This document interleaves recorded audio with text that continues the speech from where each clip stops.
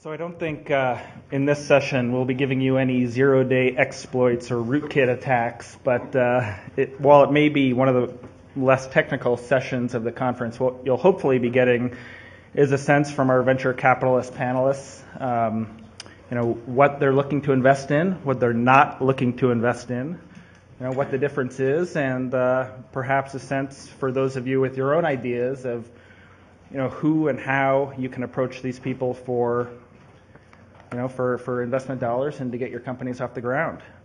I think because our fellow panelists appear to have gotten lost in the halls of Caesar's Palace, maybe Mark and I can just start. I'll introduce Mark, and then I'll introduce each of the panelists, and they'll just give you a couple minutes about their firms and their investment philosophies.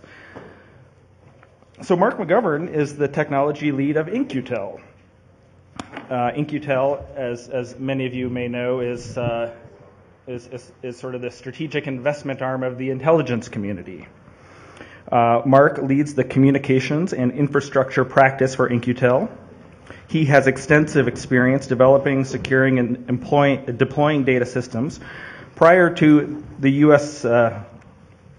joining In-Q-Tel, Mark was director of technology for Cigital. He led Cigital Software Security Group and supported a Fortune 100 clientele that included Microsoft, MasterCard International, Citibank, Symantec, CheckFree, the UK National Lottery, and the Federal Reserve Banks of Richmond, New York, and Boston.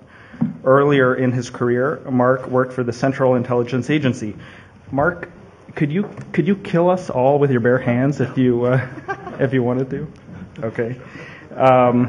Mark holds a BS in electrical engineering from, is it Worcester?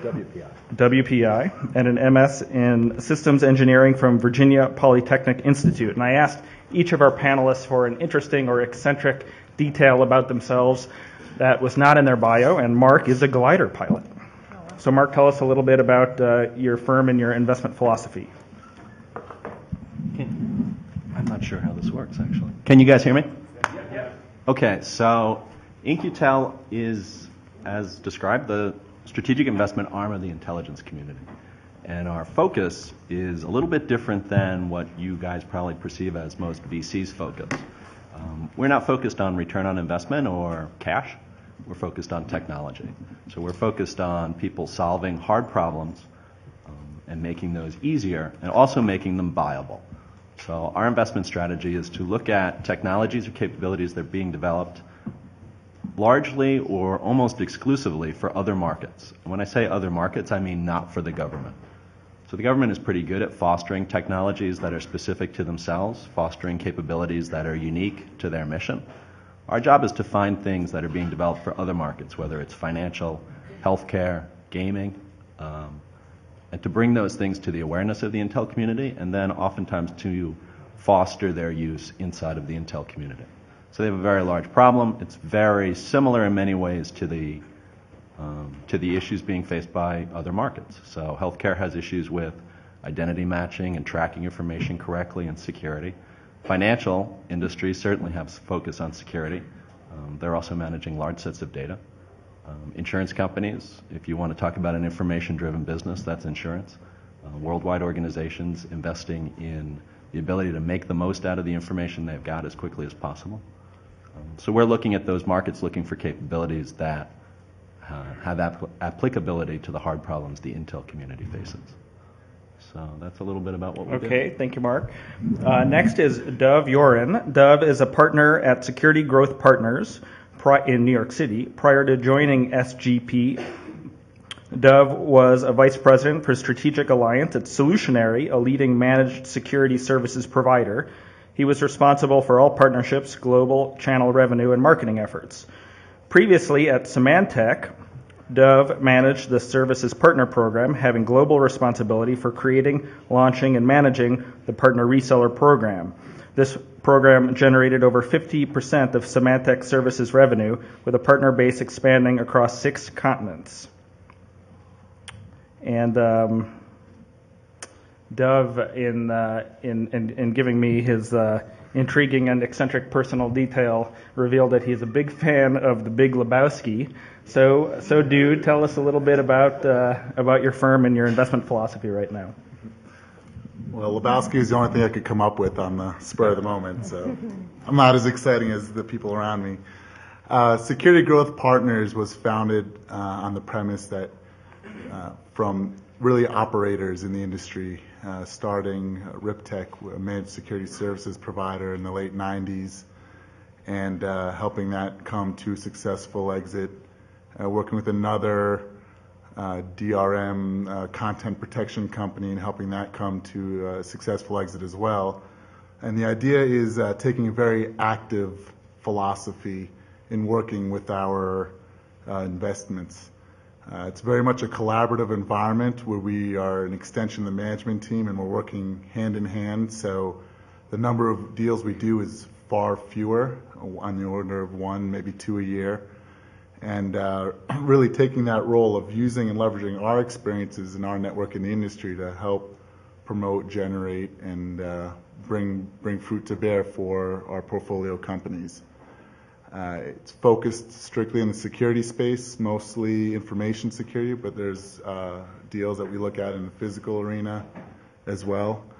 And that's pretty much the whole bit. Okay, thank you, Dev. Next we have Maria Serino, a co-founder and managing director of 406 Ventures in Boston. If you see on her bio, the firm is actually .406. Now, can anyone, and the panelists are not able to participate, can anyone take a guess why they've named this 2-year-old firm 406 Ventures? Ted Williams' highest batting average. That's right, Ted Williams' batting average. Hat for you. Maria is co-founder and managing director of 406 Ventures, a new VC firm focused on early-stage investments in security, IT, and services. She serves as an active investor, director, and/or chairman in 1 public company and 4 venture-backed companies, including Veracode and Bit9. Maria brings 21 years of entrepreneurial, operating, and senior management experience in venture-backed technology companies. Most recently, she served as a SVP of VeriSign following its 2005 $142 million acquisition of Gardent, a Sequoia Charles River Ventures and NEA-backed IT security company that she co-founded and led as CEO and chairman. And Maria is also an antique car collector. In her collection, she has a 53 MGTD and a vintage Vespa, and she seeks, in case any of you out there in the audience happen to have one in your garages, No rust. a 61 Mercedes 190 SL. Did I get that right? 61. Yes, so. If we have one of those, we won't be here. So, Maria, will you tell us a little bit about 409 Ventures? Well, 409 406. 409 would be the cleaning spray, but 406 we'll tell you about. So in listening to Dove, I think what I should say is I just actually followed the Iran brothers around. They started a managed services company. I started a managed services company. They started an early stage VC firm. I started an early stage VC firm. Very, very similar philosophies to what you just heard Dove describe. 406 Ventures is about a year and a half old, $150 million early stage fund focused principally on technology, broadly defined IT infrastructure, next-gen software, open source. We're big fans and believers in open source. Tech-driven services models, so on-demand services, managed services, and I'm one of 3 partners, and I tend to focus mostly on information security, which is a space that I have grown to love. Through actually the great work that I was able to do with many people in this audience at a company called Gardent that I started back in 2000. So that's 406 Ventures. Okay, thank you, Maria. And finally, we have Patrick Chung, a partner at NEA in Menlo Park. Patrick joined NEA as an associate in 2004 and became a partner in 2007. Patrick focuses on venture growth, equity, consumer, internet, and mobile investments. He is director of Looped, a mobile location-based social mapping service, and Real-Time Worlds, and is actively involved in 23andMe, Zoom, and the firm's venture growth activities. Prior to joining NEA, Patrick helped to grow Zephyr, an internet services firm acquired by NEC, to more than $100 million in annual revenues and more than 700 people across 6 global offices. The company attracted over $100 million in venture capital financing. And prior to Zephyr, Patrick was with McKinsey and Company. And this is somewhat scary, but in revealing a little detail about himself, Patrick mentioned that his parents were always forced to pay an extra disciplinary bill at the dentist's office. So I guess we should go easy on him with the questions. Patrick. Morning, you. That's right.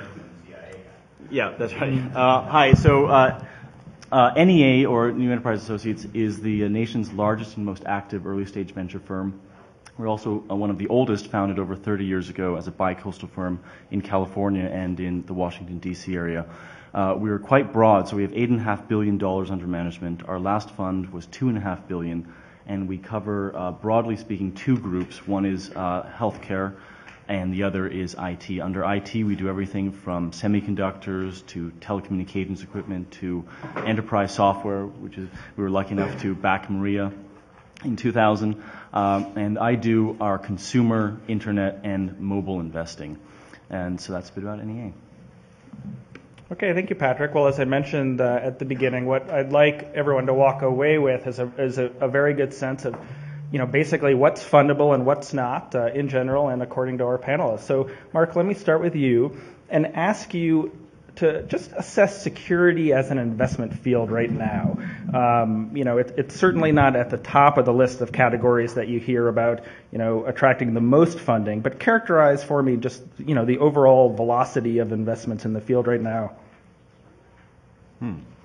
So, In-Q-Tel looks across a broad set of technologies, I think, extraordinarily broad considering our size. And I'd have to say that security, in comparison to those other markets, is a lot less active, has a lot less velocity than it certainly did a few years ago. And I think it has a lot of promise to it. There's a lot of value that comes out of the security industry, whether that's understanding people's businesses or selling into the actual IT security market. But from an investment point of view, and honestly the folks who focus more on cash can probably give us a better perspective, it's gotten a rap lately, I think, of it hasn't shown the exits that a lot of people were hoping for during the downtrend. So in the downtrends, the security industry was a hot area to invest in, very hot. And it was seen as one of the few areas where there could be exits. But the reality is not as many exits, I think, came out of that era as people were hoping for. So right now, it's a tough and confusing market for a lot of people. That's why it takes people with expertise to really navigate it, because otherwise it's very hard to explain to people what's the difference between a certain thing and what we saw 6 times before. And couple that with the fact that most investors look for exit numbers, so they're looking for, can I make money? And they didn't see quite as many exits as they wanted, and I think it becomes a tough market. What do you guys think? So I agree with a lot of what you said, although, we do think it continues to be a very, very attractive investment area for a lot of reasons. One, it's the most dynamic of all IT areas and issues that companies have to deal with, organizations have to deal with. And so from that perspective, organizations have been trained to know that anything that they buy to help protect themselves or meet compliance objectives, all the things that are driving security, privacy purchases, are all going to be obsolete a few years from now. So there's this constant need being driven by people who consume the technologies and services, which then fuel the constant need for new technologies and services, which then fuels a lot of innovation, which is really kind of the job of you all and your talented colleagues who are thinking about kind of how to solve these next generation problems. And I think while certainly the notion that it's a tough